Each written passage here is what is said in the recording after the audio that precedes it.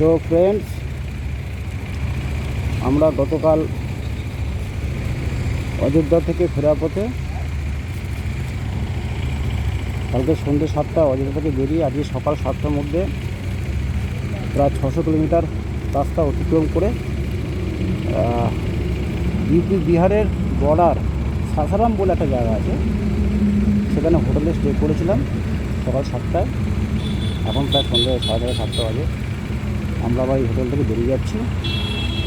এখান থেকে 580 কিলোমিটার হচ্ছে আমাদের কলকাতার নিয়ারেস্ট পণ্যগড়। আশা রাখছি আগামীকাল সকাল এই 8টা-10টার মধ্যে পৌঁছে যাবে।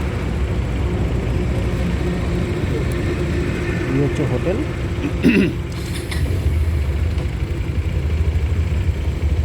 এটা আমার দুজন পার্টনার, রাইডিং পার্টনার অর্ণব দা, সত্যেন দা।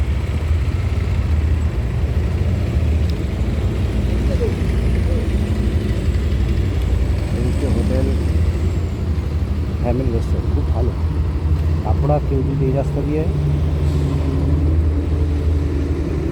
যাবেন তো hotel Anand and family restaurant, এখানে আপনারা স্টে করতে পারেন। এবং একটা সেরিমনি হলও, ঠিক আছে। হলো বাইকটা দিয়ে নিচ্ছি, নিয়ে এবার রওনা দিচ্ছি কলকাতার উদ্দেশ্যে। এখান থেকে 580 কিলোমিটার রাস্তা। আগামীকাল আমরা ছিলাম সাসারাম, বিহারের সাসারাম, বিহার উত্তরপ্রদেশের সাসারাম প্রদেশ। এই বেরিয়ে যাচ্ছি আমরা। কিছুক্ষণ ভিডিওটা করবো, তারপরে আবার মোবাইলটা খুলে ফেলবো।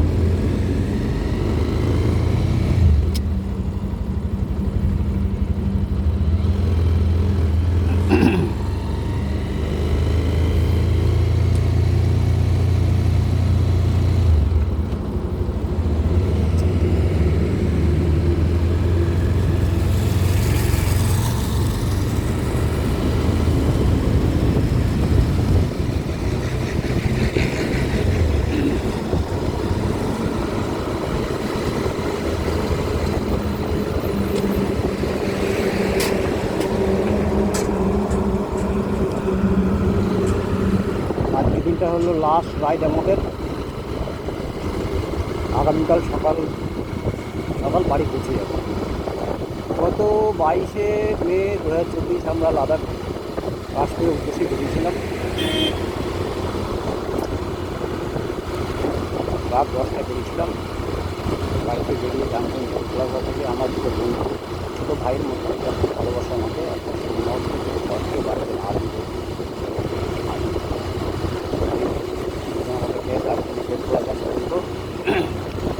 ছাড়তে এসেছি। তো ওদেরকে অনেক ধন্যবাদ। আমাকে দাদা হিসেবে খুব সম্মান করে। কালকে গিয়ে আগে ওদের সঙ্গে দেখা করবো। সত্যি কথা বলছি, আমি অক্ষতভাবে ফিরে এসেছি, এই আনন্দটা হয়ে গেছে, যার জন্য ওরা খুব অপেক্ষা আছে।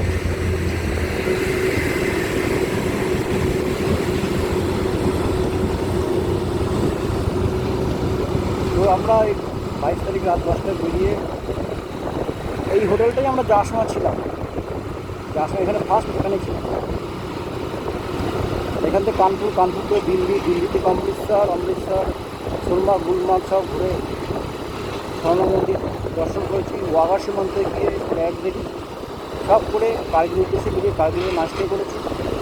কার্গিল থেকে আমরা গেছি লেতে 2 দিন ছিলাম, কারণ আমাদের পারমিশনটা একটা দিন পরে অ্যালাউ ছিল আর কি, তার জন্য 2 দিন থাকতে হয়েছিল। থেকে আমরা প্রথমে গেছি সিয়াচেন বেস ক্যাম্পে ফিরে এসে আবার গেছি ডিস্ট্রিক্ট হয়ে টুকটুক ভিলেজ, পাকিস্তান বর্ডার, বালুচিস্তান প্রদেশ সব করে দেখে আমরা এসে ব্যাঙ্গল লেক ভিউ করে আমরা আবার হানদে হয়ে আবার এসছি আমরা লে মানালি হাইওয়ে ধরে। হ্যাঁ, খুব দুর্গম পথ। আর বিশেষটা বললাম না, আমি হাইওয়ে দুটো করেছি, বিশেষটা বলছি, যারা গেছে সবাই জানে। খুব দুর্গম পথে ফেরা পথে কুলু মানালি সিমলা ঘুরে ওখানে চণ্ডীগড় হয়ে তারপরে আমরা আবার দিল্লিতে আসিনি, আমরা চলে এসেছিলাম মিরাটে ছিলাম। মিরাট থেকে আবার চণ্ডীগড় হয়ে আমরা চণ্ডীগড় থেকে মিরাটে তারপরে আমরা লখনৌ আসি। লখনৌ থেকে তারপরে আবার সেই লখনৌ থেকে অযোধ্যা থেকে আমরা গতকাল সন্ধ্যা 7টায় অযোধ্যা থেকে বেরিয়ে সেই সত্যি এই বিহারের সাসারাম এই হোটেলটা যাওয়ার সময় যেখানে ছিলাম এই হোটেলটাতে আমরা এসে পৌঁছাই। আমি সকাল 7টায় এই হোটেলটা ঢুকেছি। ঢোকার পরে এই আবার সন্ধ্যে 7টা আমরা বেরিয়ে গেলাম। এখান থেকে 580 কিলোমিটার আমাদের কলকাতা, আমাদের বাড়ি কন্যাগড়। আশা রাখছি আগামীকাল সকাল 8টা-10টার মধ্যে আমরা বাড়ি পৌঁছে যাব। বিশাল এক স্বস্তি নিঃশ্বাস করবো আমরা বাড়িতে গিয়ে। এখানে অসম্ভব তাপমাত্রা যে কত হাই বলবো। রাতবেলা 42-43, দিনের বেলা 44-45, বিশাল তাপমাত্রা। এত তাপমাত্রার মধ্যে গাড়ি চালানো খুব কষ্ট। আমার শরীর খুব খারাপ হয়ে গেছিল, গ্যাস হয়ে গেছিলো, ঘুম লেগে গিয়ে আমার বমি হচ্ছিল, খুব খারাপ অবস্থা। গতকাল রাত্রে আমি বিশেষ করে পেটে গ্যাস নিয়ে মাথা ঝিমঝিম করছে, মাঝে মাঝে মাথা ব্ল্যাক আউট হয়ে যাচ্ছে। এই অবস্থাতে হোল নাইট আমি 100 করে স্পিডে গাড়ি চালিয়ে এসেছি।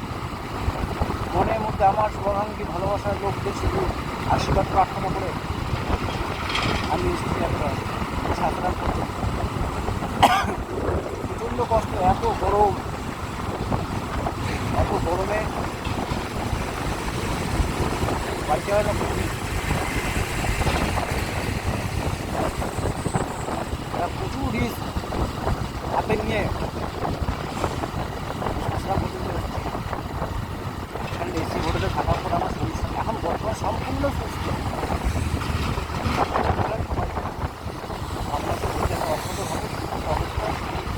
সাথে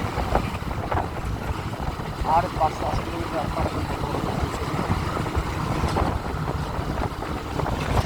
এখন ওটা একটাই রাস্তা।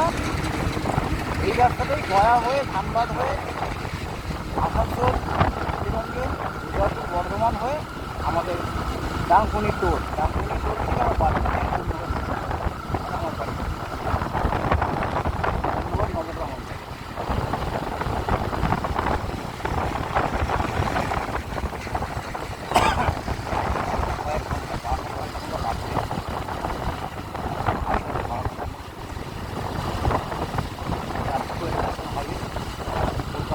কলকাতা থেকে দিল্লি যাওয়া আসার রাস্তা।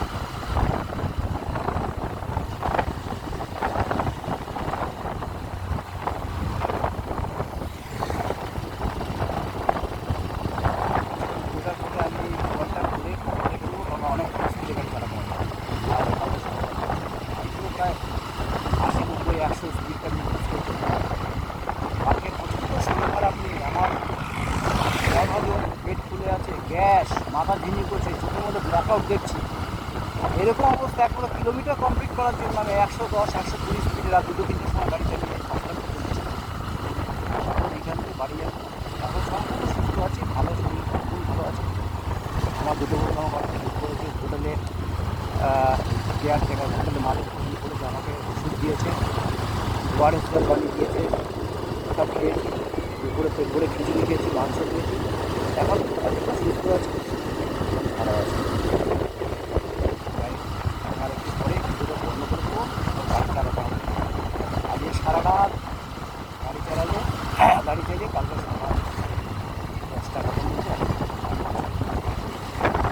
তো বন্ধুরা, তোমাদের কাছে আমার এইটাই বলার ছিল যে আমার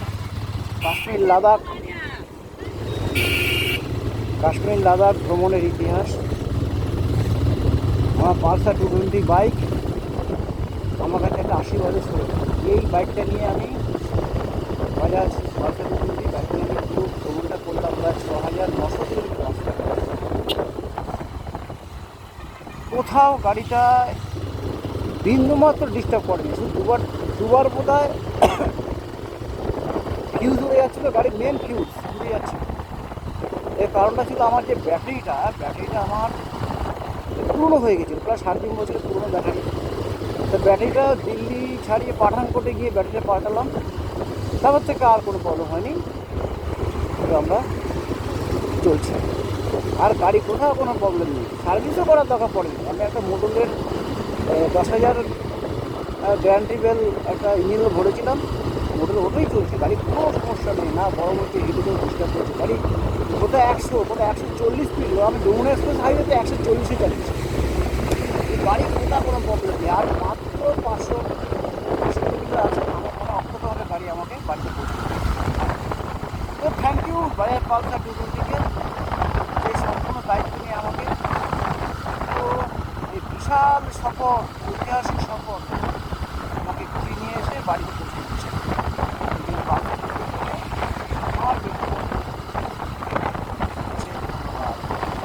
আমার বিশ্বকর্মা ভালো লেগেছে। আর কয়টা কথা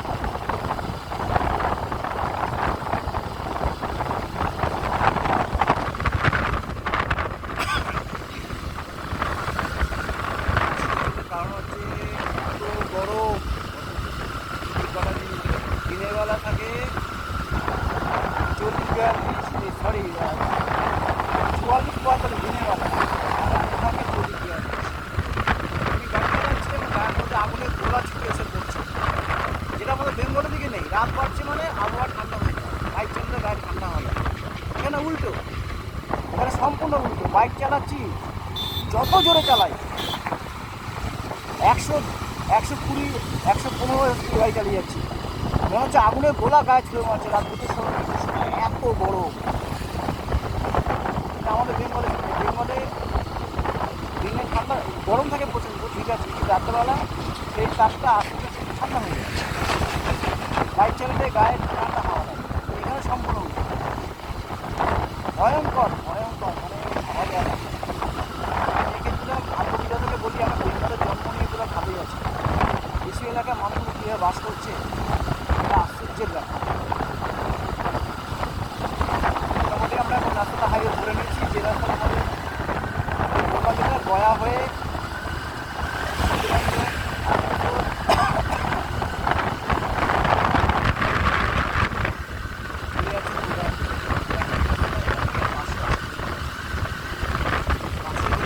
গায়ে জল দিয়ে গাড়ি চালাতে হচ্ছিল, শরীরের মধ্যে হিট হয়ে যাচ্ছে, হিট হয়ে যাচ্ছিলো।